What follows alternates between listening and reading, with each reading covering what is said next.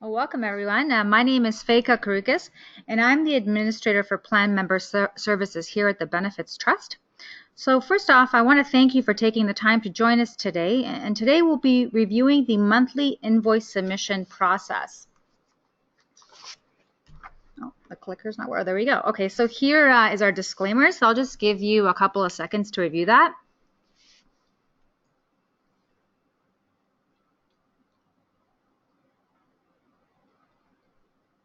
Okay, so let's moving on. So I'd just like to review some of the webinar functions before I begin. So the phone lines are muted to avoid any disruptive background noise while we're presenting. Phone lines will remain muted until the floor has opened up for discussion, and that will be at the end of the presentation. To mute your phone line during the presentation, you could just press *6. If you ask a question verbally during the presentation, you do not need to identify yourself as a speaker unless you wish to do so. You can also type your questions in the box, which you should see on your screen here. You can type in one question at a time, and we will answer your written questions during the discussion portion of the webinar. Your written questions are confidential, and none of the participants are able to see the question or know who asked it. So oftentimes people are confused by the different roles of the AOM and the AOM Benefits Trust, so we thought it would just be a good idea to outline that for you here. So the main role of the AOM is to represent and advocate on behalf of Ontario midwives and promote midwifery in Ontario. The AOM also provides midwives with education, risk management, professional development, practice guidelines, midwifery research, and liability insurance. The AOM Benefits Trust role is to accept midwives' benefits funding, which is currently at 20% of their billable courses of care, and to steward those funds in the best interest of the plan members in accordance with the trust agreement. So we provide a benefits program that includes health and dental benefits, life insurance, critical illness, disability insurance, group retirement savings plan, a self-funded leave program, and the parental leave program. So just a refresher of how benefits funding flows into the AOM Benefits Trust, we see here in this example that the Ministry of Health via the TPA Transfer Payment Agency pays $10,000 billable courses of care, BCC income, and includes an additional $2,000 of benefits funding for the midwife. Then the midwifery practice from the TPA receives a total of $12,000 for the midwife. Then the AOM Benefits Trust receives $2,000 of that benefits funding, and that's done when practice administrators upload their invoice on a monthly basis, and that's usually done by the 5th of the month. So based on the information that's on the invoice, the AOMBT will withdraw, they withdrew $2,000 in benefits funding, and that amount will be withdrawn from the practice bank account on the 15th of each month. The AOMBT then takes that benefits funding, so here in $2,000, and they will allocate it to pay the service fee, the benefit premiums, the leave savings if the member is enrolled, and then the excess benefits funding, and then is deposited into the retirement savings plan. So how do we receive the benefits funding from the respective practices? So I understand the report is downloaded from Bourne. It's under the Query tab. The report is named AOM Report by Month. It's selected, and the date is entered in the prompt window at the top left. So it's year/month. And it has to be this exact format. So the year 2018, I guess the next upcoming invoice will be for February, so we slash would be 02. So then the file would have to be exported to Excel. So you'd open the Excel file and then click File and then Save As. So when the dialog box appears, you'd have to ensure to save the file as an Excel workbook. So in the type, so you could hear Save As Type, that's where you would select Excel workbook. And then you would have to use the naming convention of, so it's MPG period, the practice number period, and then the year and the month. So it's 2 digits. So year 18, and then the upcoming February invoice would be 02. And that's what you would name your practice invoice. It is important to use this naming convention because before we close the month end, I have to pull missing invoices report. So I want to make sure that each practice loaded their invoice and it was loaded properly, or correctly.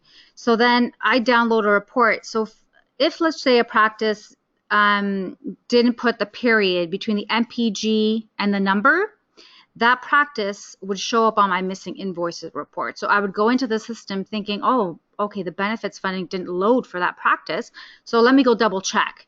And I would go through each midwife on that invoice to make sure that that benefits funding loaded for her properly. So it's really important, I can't stress it enough, to use that naming convention.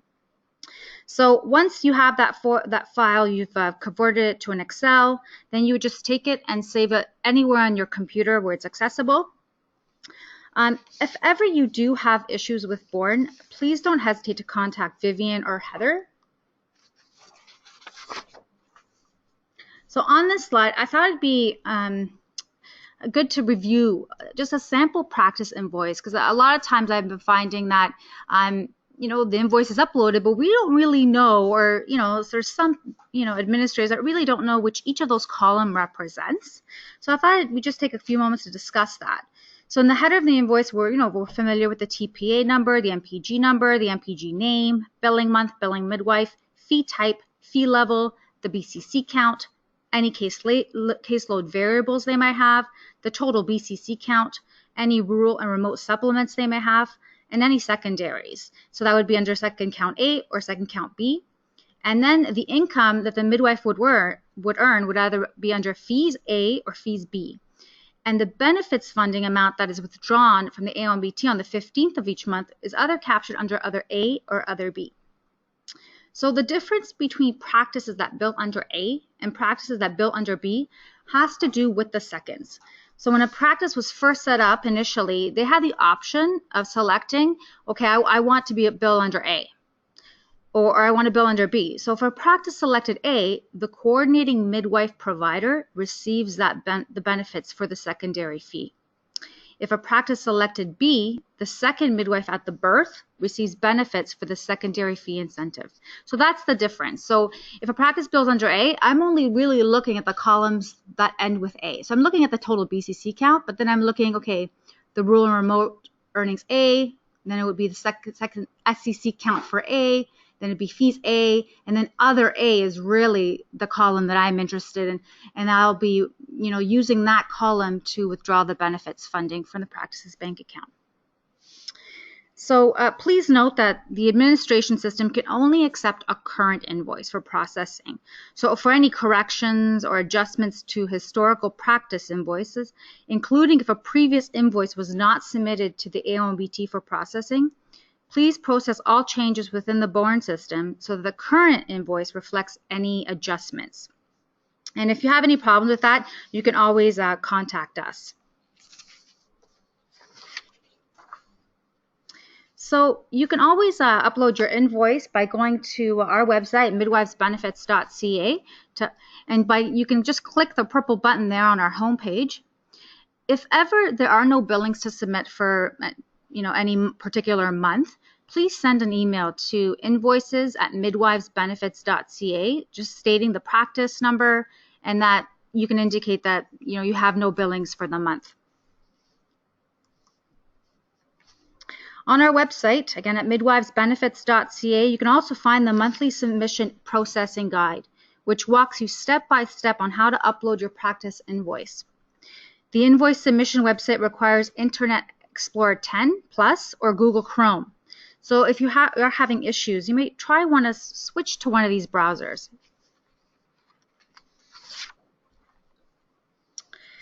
So once you're ready to go and you have that Excel file ready to be uploaded, this is the main screen that you'll see.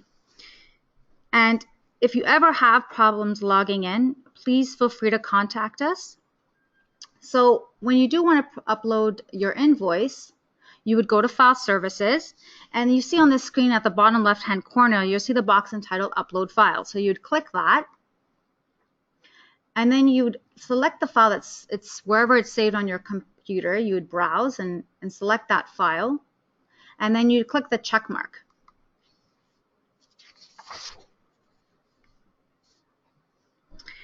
So when you upload your invoice, the system will read and validate that invoice. So it does take a moment. I always say if you're going to upload an invoice, do it once and then step away. If if it does take a while, step away from, like, maybe leave it an hour and then go back to check to see what's the status of that invoice. Did it fail? Was it approved? Like, does it reflect a completed status?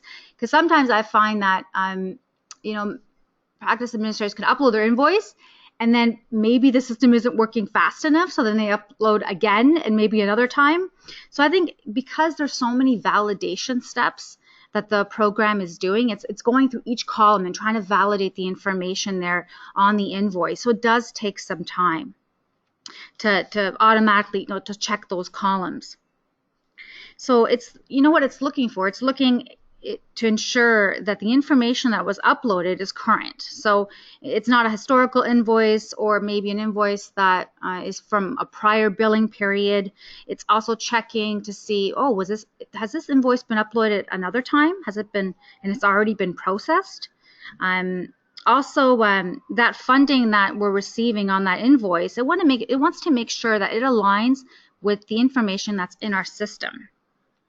So after a couple, I would say, like, I leave it for an hour and then come back and check to see if the status is completed or failed. Even if your invoice reflects the status failed, we received it. So you don't need to email it to us or resubmit it again.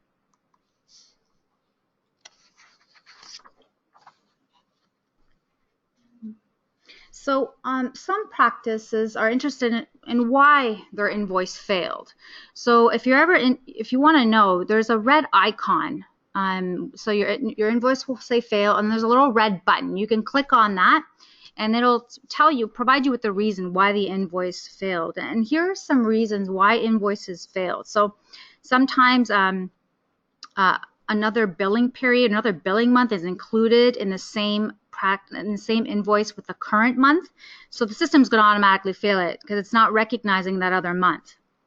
Or sometimes, oftentimes this happens where a midwife receives benefits funding from multiple practices. But in our system, she can only be assigned to one practice. So she does a few seconds with another practice, and that practice goes to upload their invoice, because for those few seconds that she did, it's going to fail the invoice because the system is reading, well, this midwife isn't assigned to that practice. Why is this practice uploading benefits funding for a midwife that doesn't really belong there? So that's another reason why the practice invoice will fail. Another common reason is sometimes practices upload their invoice early. I don't mind it being early because that means I don't have to, we don't leave it till the end of the month and I'm having to chase down practices to get their invoices uploaded. But if you do upload it before we've closed the billing month, so we'll use February as an example. So we close the billing month off on this Friday, this past Friday. So we had practices uploaded in their invoice on Monday, on the Tuesday. It automatically failed it because we're still in the billing month of January. So the system is going, whoa, we've just received an invoice with the month of February, but we're still in the billing month of January. So, but not to worry. When practices upload their invoices early, I always will fix and reload them. So, but I always say the earlier the better. So we're also, another reason that the invoice will fail is if the invoice has been manipulated. So a column has been added or removed. Sometimes I find that files are uploaded into our system and then there's a row on top of the header where it says AOM report by month. So the system is not able to read the header of the TPA, MPG number, billing month. It's because it's looking at that one row, AOM report by month, and so it's not able to read it properly, so it's going to fail it. Or sometimes, I guess, practices, want to keep track of their accounting. So they're going to look at that column, other A or other B, to see where I withdraw the benefits funding, and they sum up the amount. But then they leave that amount on that spreadsheet. But that's our system can't read that amount. You can only read the individual amounts for the respective midwives. So any additions to that Excel spreadsheet, our software is going to prevent it from being uploaded because it doesn't recognize this additional data. Or if you've removed columns as well. And I think I've covered all of these here. Yeah, okay.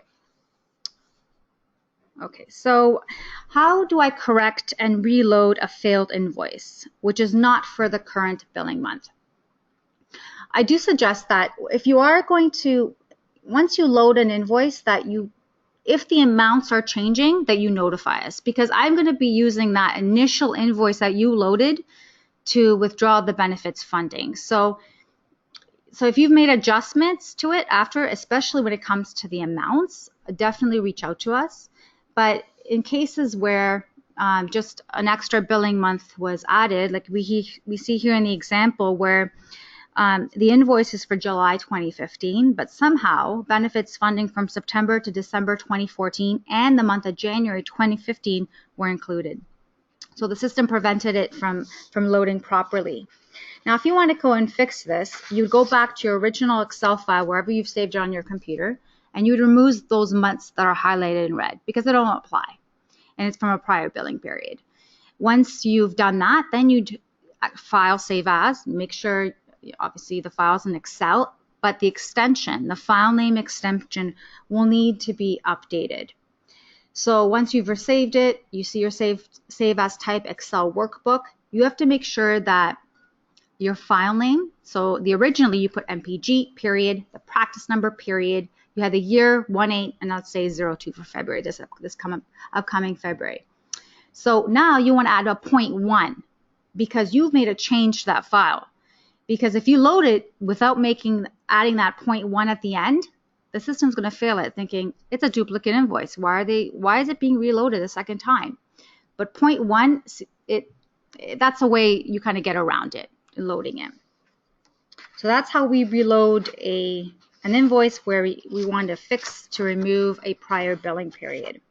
Another example we have is how do we fix invoices? Oh, here's a slide about, for corrupt invoices, I guess. Let's see here. Oh, I think I went ahead of myself. So if you wanted to, after you've changed that extension, you would go then to reload. I know initially you hit the upload files button at the bottom left-hand corner of the screen when you initially load your first invoice, but if you want to fix and reload a file and make any adjustments, it's the reload button, not the upload files button, because your file's already sitting there. Now to fix corrupt invoices, we don't really get a lot of these, but if you do have, normally when this occurs, it's because once the file was downloaded from Born, it wasn't converted into an Excel. So what ends up happening is the save as type is a web page. So when the practice uploads this into our system with the save as type web page, the system can't read it. It only can read Excel workbook files. So to fix this, you'd have to go back to your invoice, wherever you've saved it on your computer, open that up, and then your MPG name, you'd have to change that by using a 0.1 at the end of it, and then the save as type would be Excel workbook. And then you would go ahead and reload the file, not go to upload file because it's already sitting there. So here are just a few reminders to upload your invoice by the 5th of every month, just so you can avoid any late fees, and to make sure too that the funds are available, because when the funds are withdrawn by the practices account on the 15th of each month, and it goes NSF, there's a fee that's incurred. So you want to make sure that there's enough funding in the account so you can avoid paying any late fees or NSF fees. And if there are no billings for the month, please be sure to email us at invoices@midwivesbenefits.ca and provide in the email, in the subject line, you have the practice number and indicate there's no billings for the month. Okay, and we're just coming to the end of our presentation here. So here the slide is our AOM benefits team, along with our partners who we work with on a regular basis, like Desjardins, Equitable Life, and Chubb. And Chubb ensures our critical illness and accidental death and dismemberment benefits. So thank you so much again for taking the time to sit in on this presentation. And now, we can open the floor up to some questions.